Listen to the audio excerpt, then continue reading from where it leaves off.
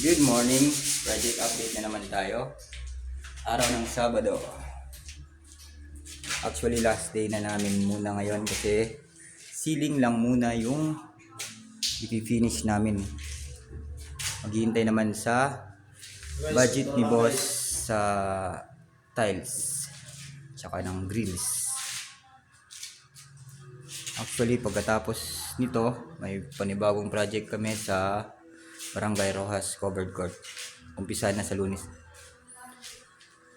Ito ang update ng trabaho namin. Ceiling PVC na matte brown finish. Si paring Junjun ang tumitira ng cove. Tumaganda na. Kasi yung bintana natin na gawa sa PVC na Australian type white na may clear glass. Hindi siya totally clear kasi marami. Wala tawag na clear kung malinis.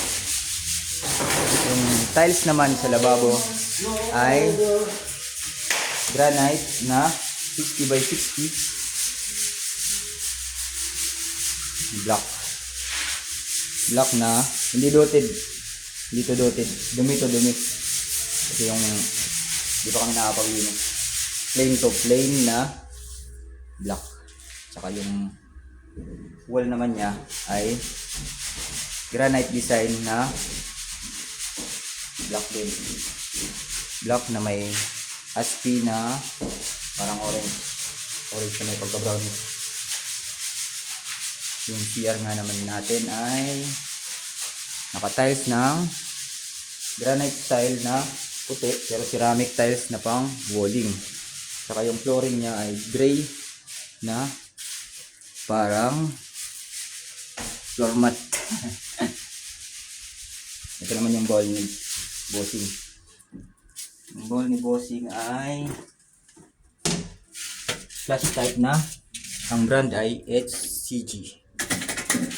Pati yung accessory niya HCG din. Pati yung lavatory, pinabunan pa ng cortina guys. Ito.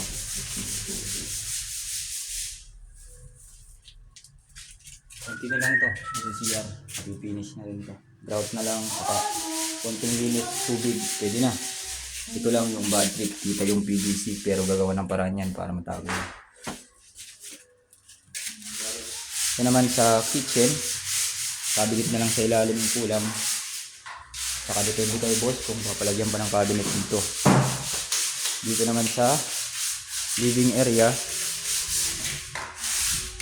yan daw yung TV console. Lalagyan ng backboard na UV board tsaka fluted panel. Abangan sa susunod. Gagawin natin. Dito naman cabinet din dito. Kasi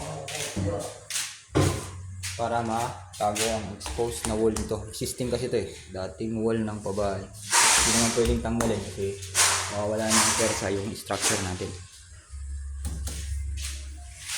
Dito lang muna. Ito nga ang next project. Thank you.